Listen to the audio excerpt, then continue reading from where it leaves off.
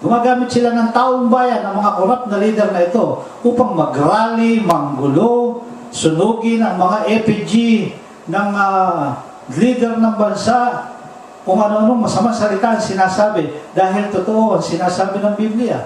Kung ikaw ay sumusunod sa gawa sa Panginoon Diyos, marami ang magagalit sa iyo. Totoo yun. Subalit ang mga nagagalit na ito, sa huling yugto ng kanilang buhay at hindi sila lumapit sa Panginoon Diyos at magsisi ng kasalanan, kasama nila si Satanas na walang hanggang pagdurusa sa impyerno. Kaya nga, kawawa naman ang mga taong ito. Itong mga taong nag-corrupt na ito, magsisi kayo dahil lahat ay may kaparusahan. Hindi makakaligtas ang ginawa nyo. Paparusahan kayo. Pero ang pinakamaganda, magsisi kayo, lumapit kayo, tanggapin nyo ang Panginoong Hesus na inyong tagapagligtas at Diyos. At kahit ano pa ang ginawa nyo, hindi natitingnan ng Diyos. Kailangan lumapit tayo sa Panginoon Diyos na lahat.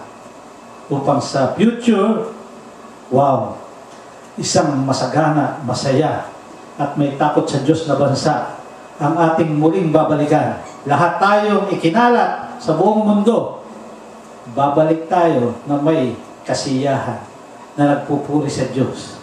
Katulad ni Daniel, na siya pinagkaisahan ng masasamang leader hanggang siya ay ikulong, itsa sa mga kulungan ng mga gutom na leon upang gawin siyang pagkain na pain.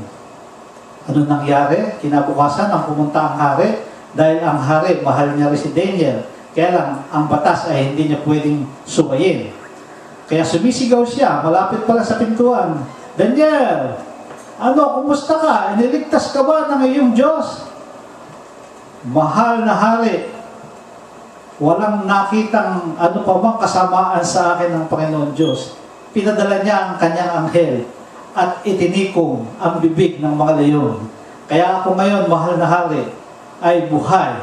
Kaya ang mahal na hari, ito ang consequence ng mga korap, yung mga lumalaban sa patutuwid na tao.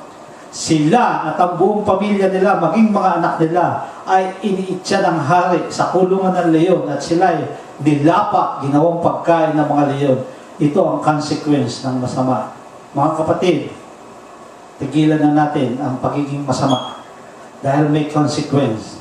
At umpisahan natin ang kabutihan sa magitan ng Panginoong Hesukristo at walang hanggang kaligayahan at biyaya ang tatamuhin mo hanggang sa kaapu-apuhan mo, mamanahin pa ng iyong mga apo. Kaya sa mensahe natin ito, sinasabi ng Panginoon Diyos dito sa Matthew 26:24-12 na be faithful until death and I will give you the crown of life, eternal life with Jesus Christ. Maraming salamat, Panginoon. At kami ay hindi mo iniiwan, hindi pinababayaan. At ang sabi ng Diyos, kabilin-bilinan sa ating lahat, those who endures to the end will be saved. Matthew 10:22. Kaya, tibayan natin ang ating pananampalataya sa Diyos at sa Panginoong Hesus. Isakuha natin ang kabutihan ng Kanyang salita, ang kagustuhan ng Diyos.